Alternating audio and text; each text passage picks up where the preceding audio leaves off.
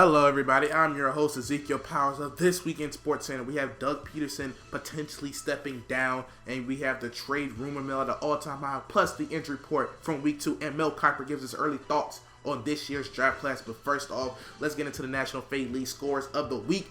Breaking news, Josh Gordon is out of Cleveland. We will have more on that soon. But you see the Buffalo Bills defeat the New York Jets 21-9. Ryan Fitzpatrick, 232 yards, 5 interceptions. Tyrod Taylor, 164 yards and 3 total touchdowns, 2 passing, 1 rushing.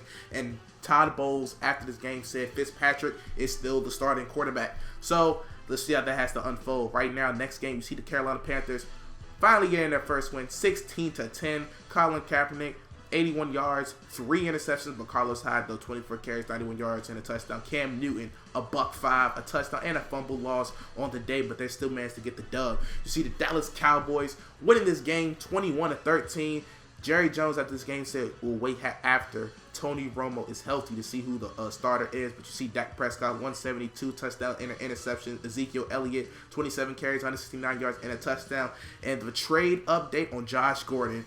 After this game, we found out Josh Gordon has been traded to the Dallas Cowboys for Terrence Williams, a 2017, this year's 4th round pick, and next draft 5th round pick. We'll see how this has to unfold. We thought Josh Gordon would make it to free agency at the end of the year, but apparently he doesn't. So the Cincinnati Bengals, aka Team 32, taking on the Pittsburgh Steelers. You see Mike Mitchell going across the middle to stop A.J. Green, forces the fumble, scoops it up, and he completes the hat trick with a 79-yard touchdown. Now right here, later on in the game, you see Ben Roethlisberger throws it deep to Martavis Bryant, who burns a defender, and that is not only his first touchdown, that's not his second, but that was his 3rd touchdown in the game to get a 52-yard receiving touchdown, and at the end of the game, to seal it. They could have just took a knee, but they made a statement after last year's playoff debacle, how they try to injure Antonio Brown, Le'Veon Bell with that touchdown. You see Ben Roethlisberger, 269, 4 touchdowns, 2 picks. But look at Martavis Bryant, 4 receptions, 161 yards and 3 touchdowns. But Tyler Boyd, the rookie for the Bengals,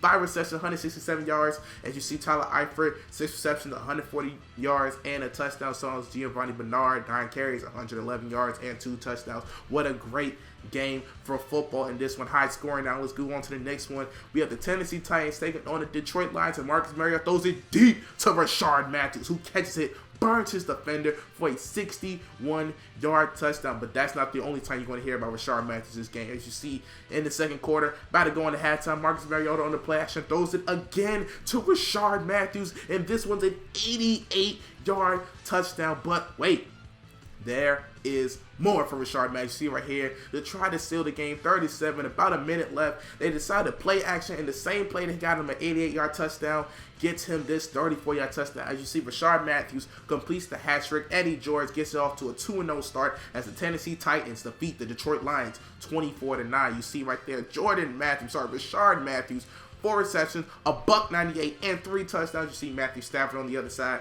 247 yards, but 2 interceptions. Eric Ebron, though, did have 112 yards. You see right here, our first tie of the National Fade League. You see the Baltimore Ravens taking on the Cleveland Browns. Ties up at 17. Ben Watson, 9 receptions, 114 yards. Isaiah Crowell, 17 carries, 70 yards.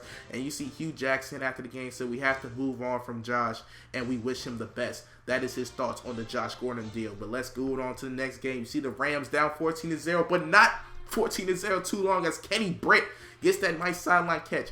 Now, going into the 4th quarter, about a couple minutes left, you see Jermaine Kearse, jukes past the defender as Jermaine Kearse gets a 45-yard touchdown to put the Seattle Seahawks up by double digits. However, down by 9, a minute left, no timeouts. You still have a chance. Jared Goff throws it to Kenny Britt, breaks a tackle right here as he stiff arms Cam Chancellor, was able to stay in bounds and able to get that touchdown. However, a 75-yard touchdown will just pretty much end the game. But you see the Seattle Seahawks go 2-0 and defeat the Los Angeles Rams. This was the Rams' first game back in Los Angeles. As you see, Jared Goff, 316 yards, 3 touchdowns, 2 interceptions. Look at Kenny Britt, 5 receptions, a $163 and 3 touchdowns as well. As you see, Jimmy Graham, 6 receptions, 106 yards on the day. What a great day for offense this was. As you see right here, Arizona Cardinals stepping up 35-13, defeating the Tampa Bay Buccaneers. Look at David Johnson, who's had the most yards from scrimmage in the first 2 games of anybody in NFL history. 6 receptions, 101 yards, and 2 touchdowns, as well as 14 carries, 105 yards and 2 touchdowns for that too. 206 total yards, 4 total touchdowns. Not a bad way to have week 2 for David Johnson. Let's see, Latavius Murray goes to the left side for a 24-yard touchdown. But right now, what has plagued Oakland last week plagues them again as Paul Warlow blocks the kick, picks it up for a 26-yard fumble as you see the Atlanta Falcons defeat the Oakland Raiders 28-6. As you see Devontae Freeman, 19 carries, 114 yards, and a touchdown. Julio Jones did leave the game early in the second quarter with a foot injury. We will have more on that later, but it looks like he will not miss next week's game. And look at this, back-to-back weeks for the Oakland Raiders getting their punts blocked. Now, Paxton Lynch, the starter, left early in the first quarter with a shoulder injury. He will be back next week. They just basically kept him out. But you see Trevor Siemian, 61 yards and a touchdown.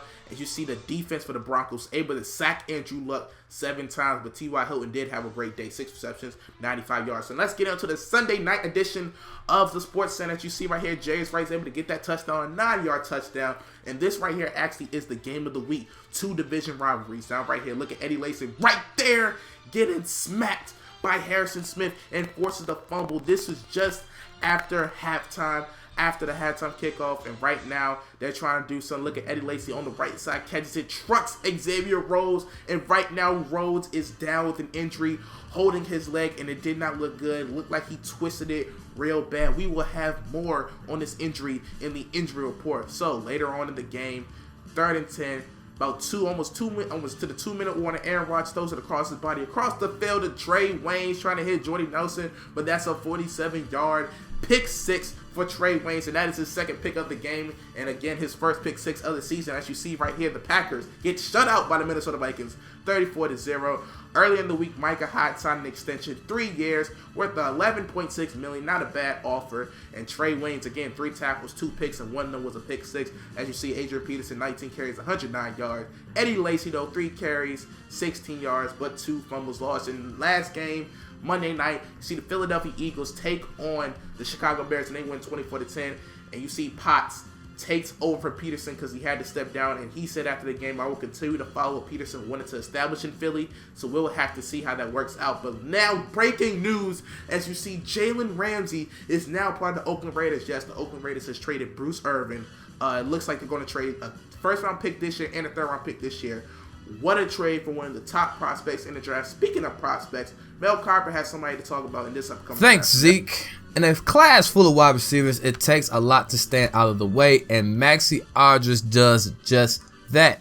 At 6'4", 264 pounds, the senior left outside linebacker out of Wisconsin has been one of the best pass rushers I've seen in quite some time. Watching this guy, I see a lot of Khalil Mack in him, a little bit of Von Miller, but more so Khalil Mack. He does every move good and know how to lay the boom on the opposition. Only concerns right now are if he can drop back in the zone when asked to, and if he has a high motor, because there were games last year where he didn't seem quite interested in playing. If he plays with a chip on his shoulder, whoever drafts him is getting a high quality pass rusher. Zeke, back to you. Thanks, Mel. And here's your injury reports of the week. Xavier Rhodes, partially towards MCL, out 12 weeks. As you see, Will Hills out for the season with a torn Achilles. And that right here is your injury report for week 2. Well, ladies and gentlemen, here's your prime time players for week 2 as well. As you see, a lot of new faces. Hopefully they have more during the season. Hopefully you guys enjoyed this episode of Sports Center, and we'll catch you on the next episode.